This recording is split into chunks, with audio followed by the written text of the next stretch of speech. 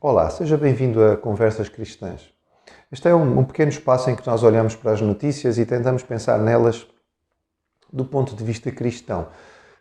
Crentes no Senhor Jesus que entendem que a Bíblia é a sua regra de fé e de prática para olhar através da Bíblia e ter a Bíblia como luz sobre todos os acontecimentos. Todos nós fomos, de certo modo, apanhados um pouco de surpresa.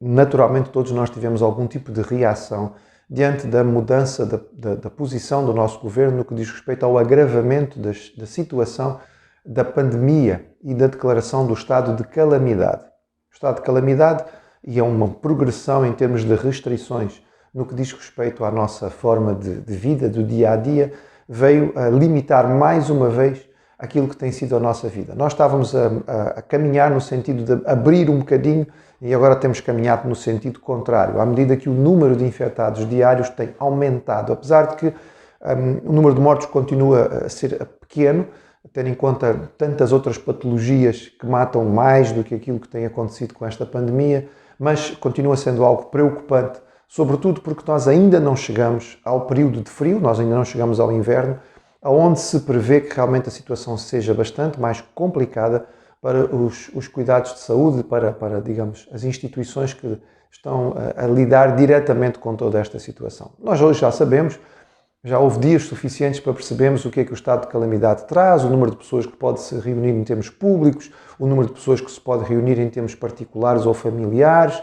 Já estamos a perceber claramente que há aqui algumas indicações de que possivelmente o Natal vai nos trazer muitas restrições, nós não sabemos quais, e apesar de ser feita uma afirmação sistemática e repetida de que não se deseja confinamento, mais uma vez fica no ar o medo, o receio de que o governo seja levado a tomar esta posição. As questões que se colocam aqui são verdadeiramente pertinentes para todos nós. Algumas das afirmações que têm sido feitas e colocações que estão a ser dadas pelo Estado são bastante restritivas e limitam profundamente a liberdade. Nós sabemos que, de um modo bastante claro, a responsabilidade pelo aumento das contaminações tem a ver com posturas individuais. São pessoas que não estão a fazer aquilo que tem sido estabelecido. Acho que é bastante notório que uma parte bastante grande da população tem sido cuidadosa. Nós encontramos muita gente que tem restringido a sua vida de forma quase que dramática e encontramos muita gente em estado de depressão e ansiedade porque realmente está com a sua vida profundamente limitada. Mas, como costuma dizer o ditado, paga o justo pelo pecador, porque alguns não estão a fazer aquilo que seria necessário, todos nós acabamos por ser submetidos à restrição de liberdade. Estas restrições levantam algumas questões sérias. Talvez uma das mais significativas seja o desejo do governo de obrigar-nos todos a baixar um aplicativo nos nossos telemóveis para o controle da pandemia. Isto é bastante interessante porque muita gente não tem telemóvel capaz de baixar.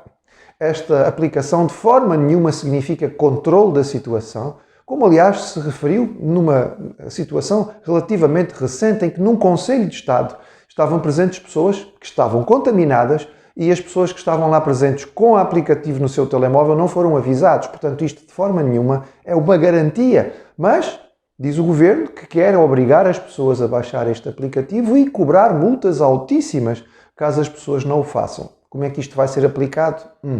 Ficamos preocupados porque parece-nos realmente que estamos a caminhar para uma sociedade do tipo Big Brother.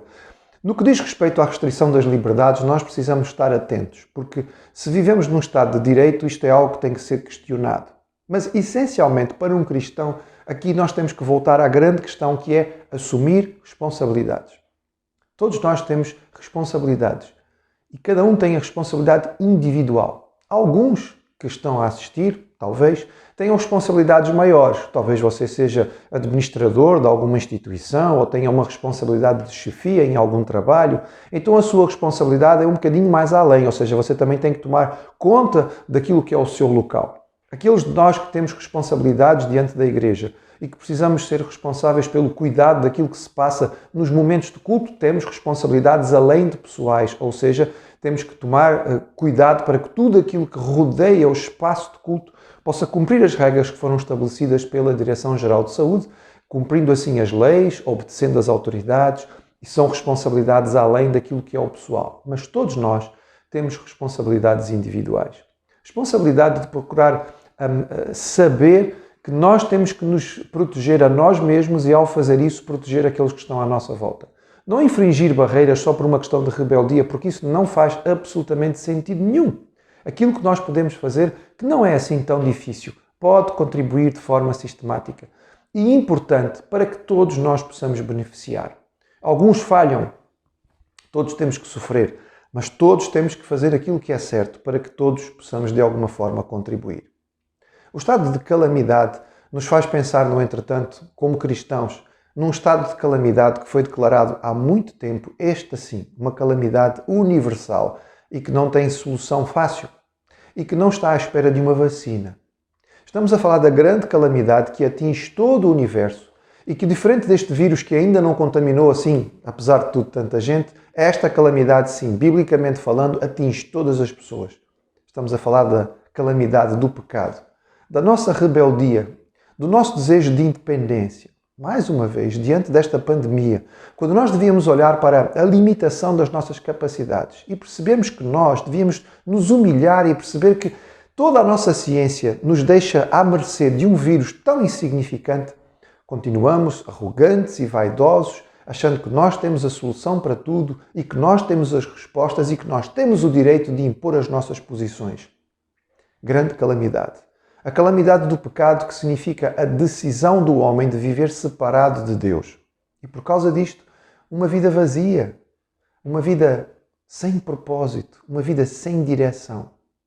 Nós estamos a verificar que esta pandemia tem trazido um índice significativo de doença psicológica, crises de ansiedade, pessoas a viver situações de pânico, depressões a crescerem de forma significativa e as pessoas sem paciência para lidar com o dia-a-dia, para conviver com os seus colegas. As pessoas não têm paciência para o atendimento público, quando já sabem antecipadamente que vai ser preciso esperar um pouco mais, que vai preciso ter paciência, que é preciso usar uma máscara, que é preciso desinfetar as mãos. Já sabemos, mas as pessoas continuam a desbaratar e continuam a reclamar. E isto não nos traz absolutamente nada, a não ser mostrar que no coração humano existe esta grande calamidade, que é o nosso afastamento de Deus, que faz com que nós não tenhamos satisfação. E a amargura vai crescendo no nosso coração à medida que nós somos privados de coisas externas, porque internamente não estamos satisfeitos. Enquanto estivermos afastados de Deus, o nosso coração não está preenchido. E aquilo que é externo não consegue satisfazer. Mas nós vamos encontrando um bocadinho aqui, um bocadinho ali. E quando somos privados deste bocadinho de satisfação, somos obrigados mais uma vez a olhar para dentro de nós e perceber que estamos vazios enquanto não tivermos Deus. Ao contrário da calamidade pública da pandemia, a calamidade do pecado atinge a todos. Mas ao contrário da calamidade pública da pandemia, nós não precisamos ficar à espera de uma vacina. Uma solução foi estabelecida e ela é absoluta, garantida e 100% segura. Mas ela só pode ser encontrada em Jesus. Ele fez aquilo que nós não podíamos fazer por nós mesmos. Ele veio levar a nossa culpa. Ele veio assumir a nossa rebeldia. Ele veio tomar o nosso pecado sobre si e levar as consequências disto tudo, que era a morte, que era a separação, para que nós possamos receber através dele o restabelecimento da paz com Deus. Uma volta à esperança, um sentido para a vida, um propósito para estarmos aqui.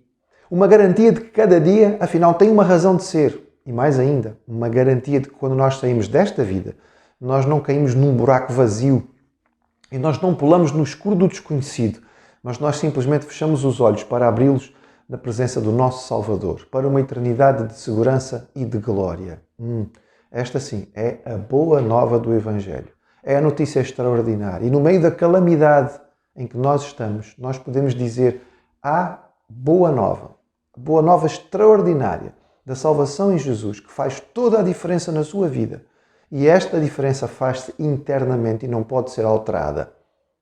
No meio desta ansiedade em que nós vivemos, arrependa-se dos seus pecados, busque a Deus, peça a Jesus que seja o seu Salvador pessoal e veja a diferença que nós encontramos numa vida com Deus.